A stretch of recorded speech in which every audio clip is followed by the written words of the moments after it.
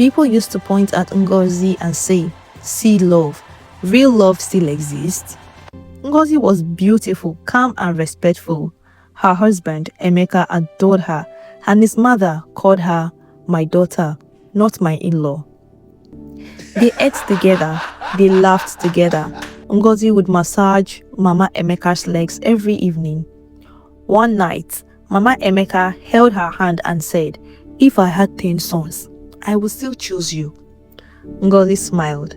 She did not know that those same lips would one day call her incomplete.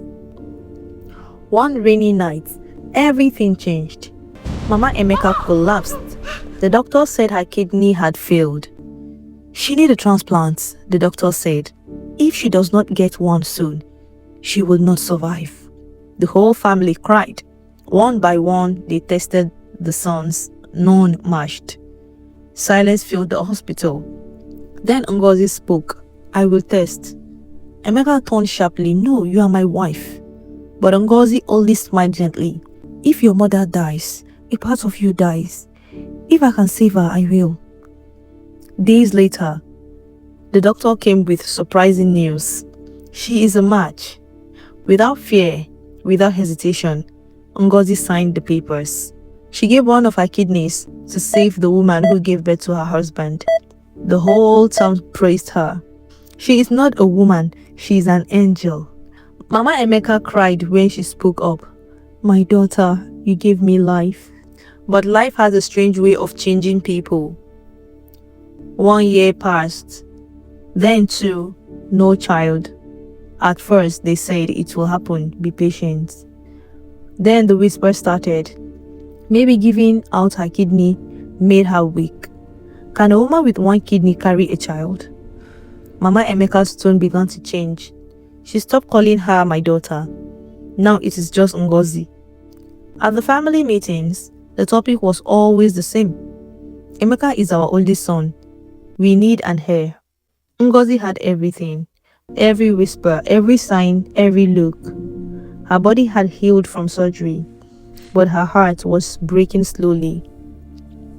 One afternoon, a woman said loudly, "It is not ordinary. How can someone remove part of her body and expect to be complete?" They laughed.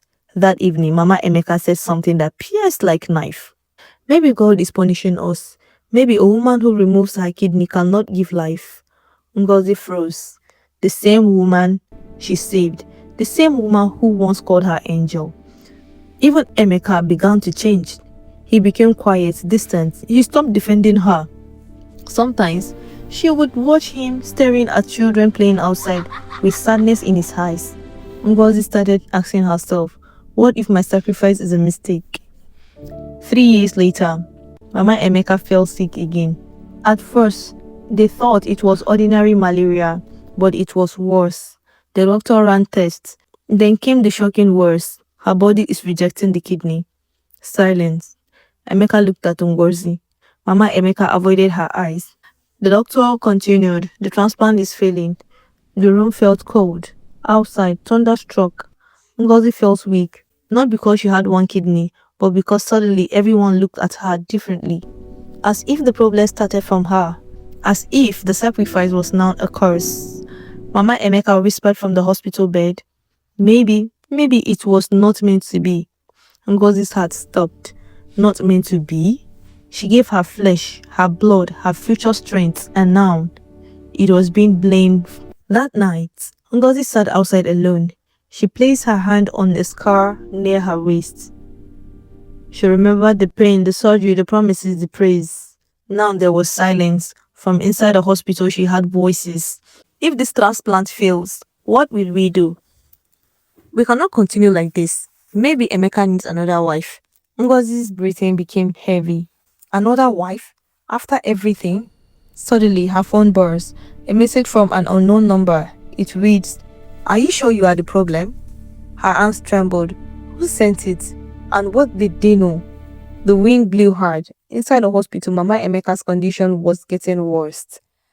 And in that moment, Ngozi realized something terrifying. The real battle had just begun. The message still glowed on her screen. "Are you sure you are the problem?"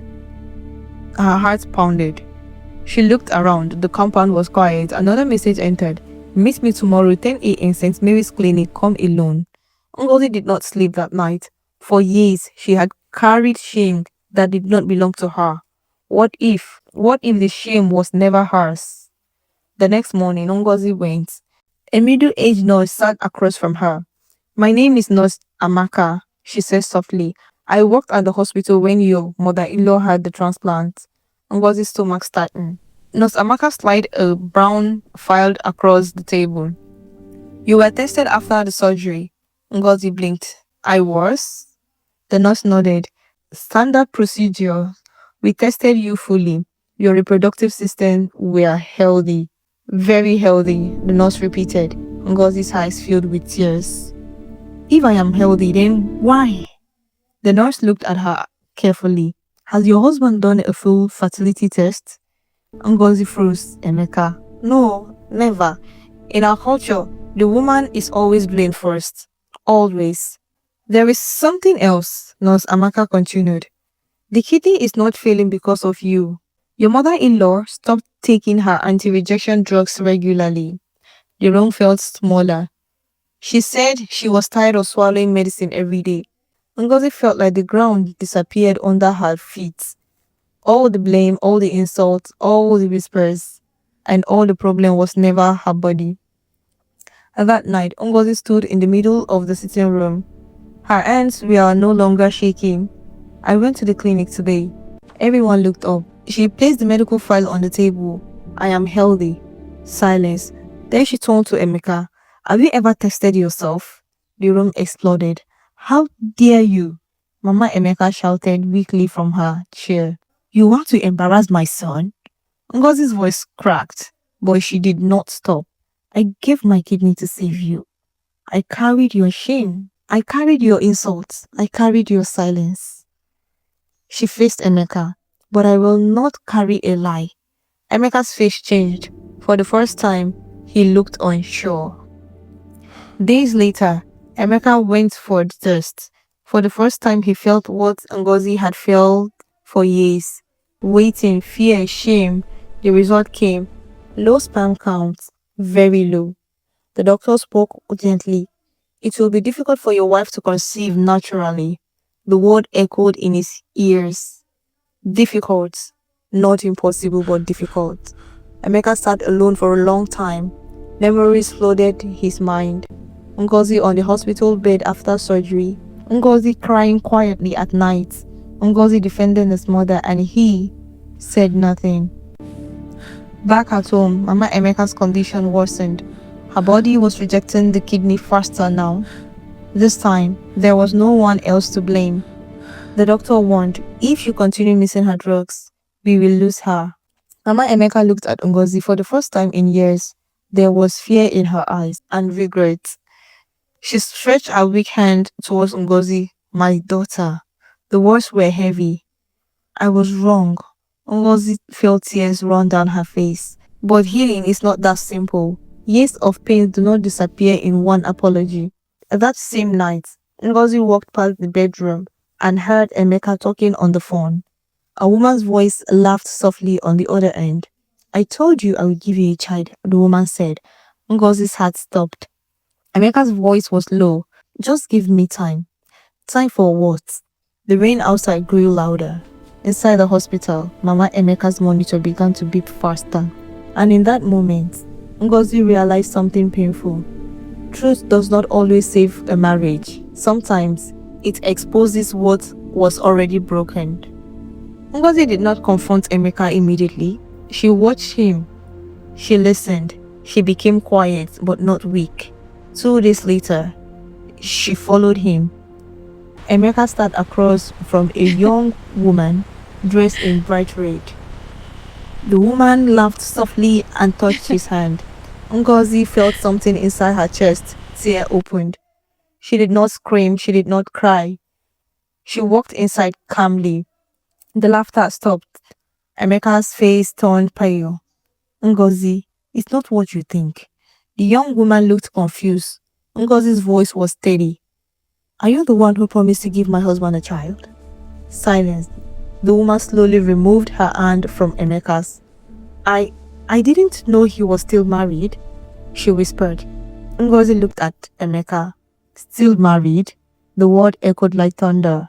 Mama Emeka heard about the confrontation. That night, she asked to see Ngozi alone. When Ngozi entered, the older woman's eyes were filled with tears. My daughter, I was blind. Her breathing was shallowed. I pushed my son towards another woman. Ngozi stood quietly.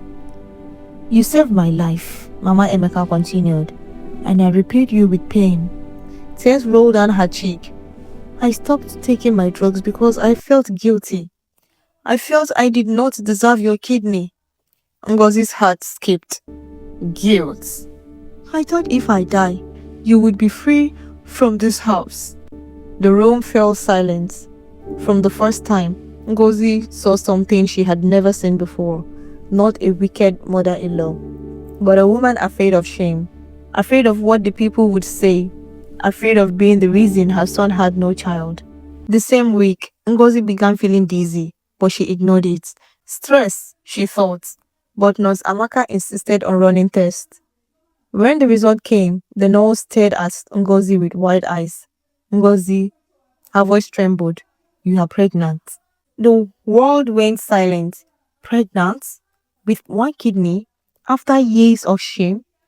After tears? After betrayal? Ngozi sat down slowly. Her hands covered her mouth.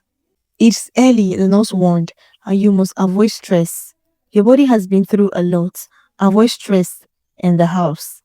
In the house that evening, Ngozi stood in front of them again, but this time something was different. I have something to say. Emeka avoided her eyes. Mama Emeka watched her closely. Ngozi took a deep breath. I am pregnant. Silence. Complete silence. The rain began to fall heavily. Emeka looked up sharply. What? Mama Emeka's lips trembled. How? Ngozi's eyes were calm now. The same way every child entered this world. Tears rolled down Mama Emeka's face. But Emeka's face showed something else. Fear. Because he remembered the doctor's words. Difficult. Very difficult. His mind began to race. But it's possible, or was it not his? The seed of doubt entered his heart. Low sperm count. The other woman, the timing. His thoughts became dark. Inside the house, the women began celebrating, but Emeka stood outside, soaked in the rain, fighting his own mind. Trust, shame, and ego, which one would win?